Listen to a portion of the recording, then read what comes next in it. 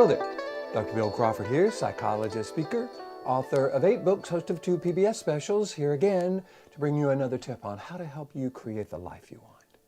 Specifically, how to use my life from the top of the mind philosophy to bring more clarity, confidence, creativity into everything you do. Today I want to look at the topic of defensiveness. Why do people get so defensive when there's a discussion going on? Have you noticed that? You may have had the experience of talking to someone and you kind of were thinking, you were talking about some issue, discussing the pros and cons, and all of a sudden they just got really defensive, either shut down or lashed out in a way that seemed over the top or maybe out of proportion to whatever the subject at hand is.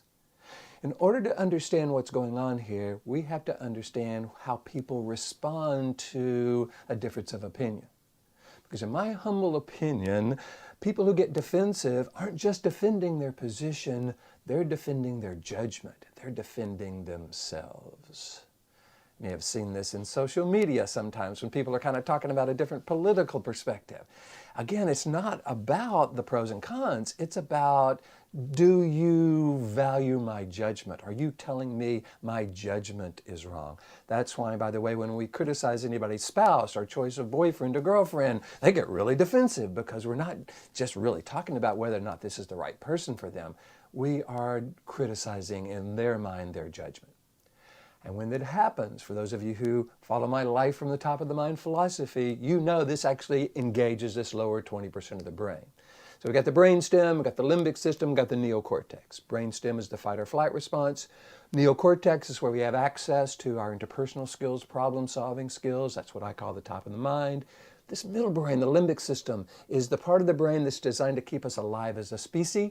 So it's always scanning the environment, looking for anything negative, and unfortunately it has a tendency to interpret anything negative as dangerous and throws us into that lower 20% of the brain designed to deal with danger. That's where we get defensive, because that's the defensive part of the brain. When we are being attacked, we need to defend ourselves, and we go to that part of the brain that is designed to do that. The problem is this middle brain is perceiving a difference of opinion as an attack. And that's why they get so defensive. Again, not because they're defending their position, because they're defending their judgment, they're defending themselves. So what we've got to do in order to be able to talk to someone and get to a solution-focused conversation is we've got to diffuse that defensiveness.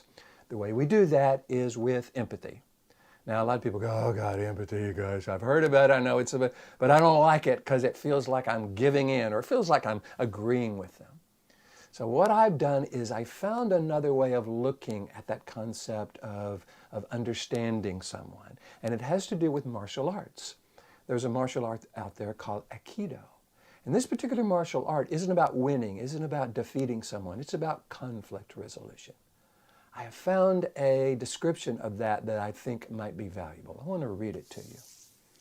It says, it takes presence of mind and a strong center of balance not to be swept up in the energy of an attack, but instead to understand its core and direct it toward resolution.